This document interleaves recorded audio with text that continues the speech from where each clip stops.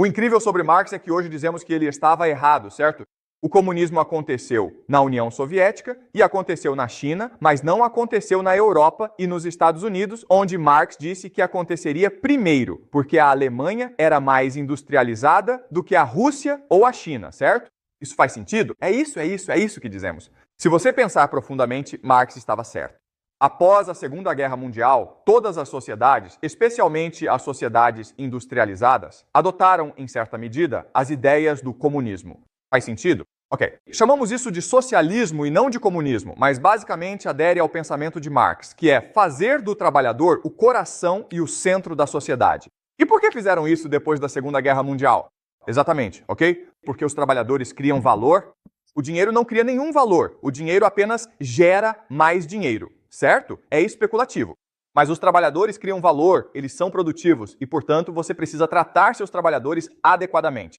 Então, nos Estados Unidos e na Europa, os trabalhadores se tornaram o coração e o centro da sociedade. E os trabalhadores, por meio dos sindicatos, podiam exigir reformas políticas.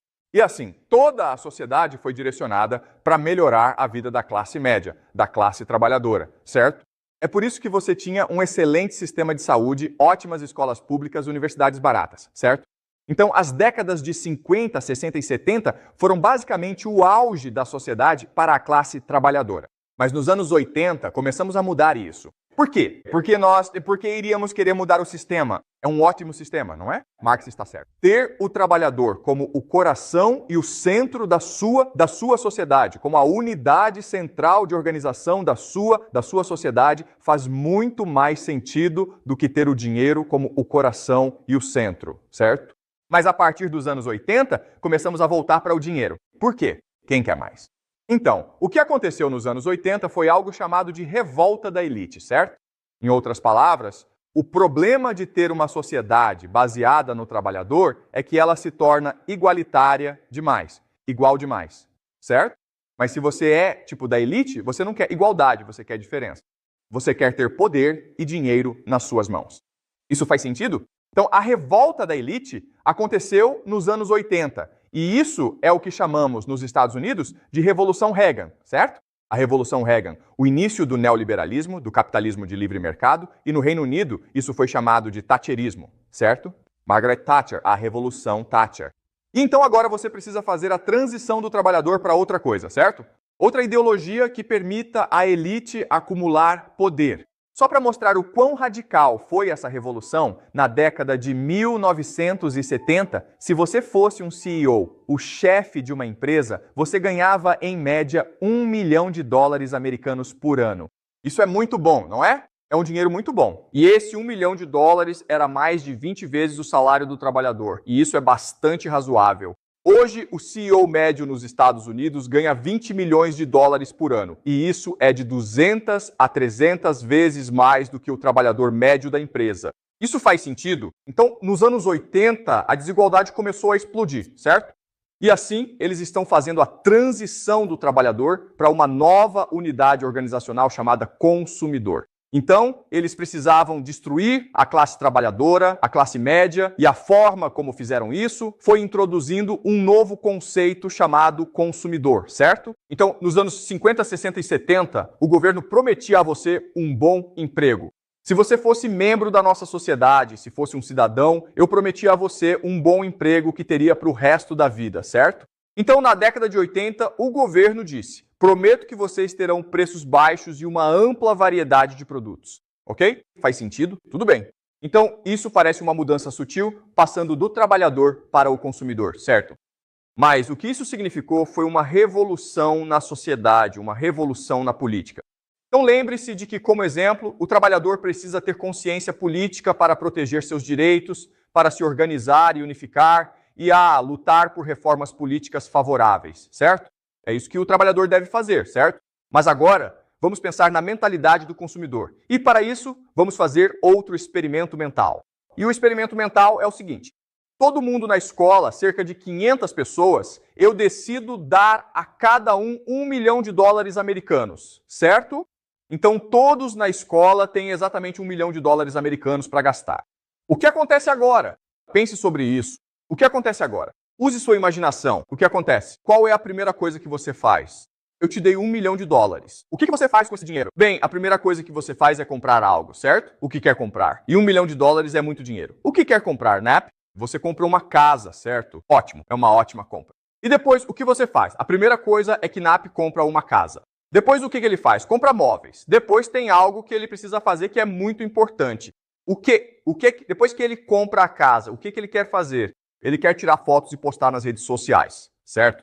Assim, todo mundo vê nas redes sociais. Aí você vê isso. Nap tem essa casa enorme em Pequim com muitos móveis sofisticados. O que você faz agora? Você também quer comprar uma casa. Mas que tipo de casa? Uma casa maior, certo? E então, o que você faz? Você também posta fotos, certo? E como as outras pessoas se sentem. Você acha isso engraçado, né? Mas isso acontece o tempo todo. Então, muito rapidamente, o que acontece na escola? Todos vocês gastam seu dinheiro e todos acabam se endividando, certo? Porque vocês estão competindo uns com os outros para comprar a maior coisa. E $1 milhão é muito dinheiro, mas não é o suficiente para comprar tudo, certo? Então vocês entram em dívida, pegam mais dinheiro emprestado para comprar mais coisas. E aí o que acontece? Como vocês se sentem em relação uns aos outros? Vocês almoçam juntos? Vocês jantam juntos? Vocês gostam tipo de compartilhar o dever de casa juntos? Vocês se odeiam, não é? No final das contas, o que vai acontecer é que todos vocês vão ficar endividados e todos vão se odiar, certo? Então isso é o consumismo. É isso que é o consumismo. O consumismo cria uma competição na sociedade por prestígio, certo? Para ver quem consegue postar as fotos mais bonitas nas redes sociais. Isso leva à individualização ou à otimização de você mesmo, certo? Em outras palavras, agora você não consegue mais se reunir. Você não quer se organizar, não age com solidariedade e, no fim das contas, isso significa que você desenvolve uma lógica econômica, certo? E o que é lógica econômica? É enxergar o mundo apenas pela ótica do capital. Certo? Faz sentido? Então, quando você vê alguém e pensa, ok, será que eu quero namorar essa pessoa? Você não pergunta, essa pessoa é legal? Você se pergunta, quanto dinheiro essa pessoa tem? Certo? Você entende? Você usa a lógica econômica para entender o mundo, para raciocinar e analisar o mundo, certo? Agora, deixa eu te fazer uma pergunta. Hoje, é assim que a China funciona? É assim que o mundo funciona? A resposta é sim, certo? Você é assim? Sim, você é assim? Você foi doutrinado a pensar que esse é o único jeito de se comportar e de pensar. Você está na escola. Por que você está na escola? Para que você possa conseguir um bom emprego. Por quê? Para ganhar dinheiro. Para que você possa comprar coisas, certo? Você entende? É assim que todos vocês pensam. Mas existem diferentes maneiras de pensar sobre a escola, certo? Você pensa, estou na escola para aprender, para abrir minha mente, para ter imaginação, para pensar criticamente sobre o mundo, certo? E era assim que pensávamos sobre a escola quando os trabalhadores eram dominantes. Mas agora que os consumidores são dominantes, tudo em que pensamos é como consigo um bom emprego? Como compro uma casa maior? Porque eu quero postar isso nas redes sociais, certo? Então, se você pensar sobre isso, o que isso realmente é a perfeição da escravidão. Faz sentido? O que significa essa frase, a perfeição da escravidão? Sim, você se torna um escravo do dinheiro. Mas por que isso é perfeito? Sim, certo, você entende. Se você é um escravo, você se rebela, certo? Mas se você não sabe que é um escravo e você gosta disso, você escolhe isso, então você nunca vai se rebelar, certo? Então, o consumismo é a perfeição da escravidão, certo? E é por isso que Francis Fukuyama acha que o consumismo é o fim da história, porque é um sistema que alcança o que as elites querem e as massas não querem e não conseguem protestar ou se rebelar. Certo, isso faz sentido? É um sistema perfeito.